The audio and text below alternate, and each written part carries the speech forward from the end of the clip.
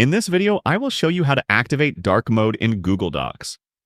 Open your Google Chrome web browser or open a new tab.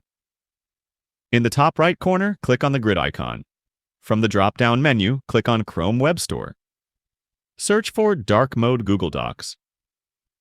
Find the extension offered by dark mode. Click on this extension. Then click the Add to Chrome button. Confirm the permissions by clicking Add Extension.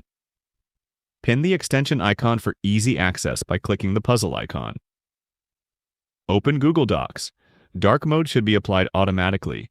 If not, click the extension icon and toggle the dark mode settings. You can increase or decrease brightness using this slider. Now let's see how to enable dark mode in Google Docs on a phone. Open the Google Docs app. Tap on the three horizontal lines. Tap Settings. Tap Choose Theme under the Theme section. Choose Dark from the pop-up window. By following these steps, you can learn how to turn on dark mode in Google Docs easily. Feel free to reach out if you encounter any issues during the process. If this video helps you out, please leave a like and subscribe.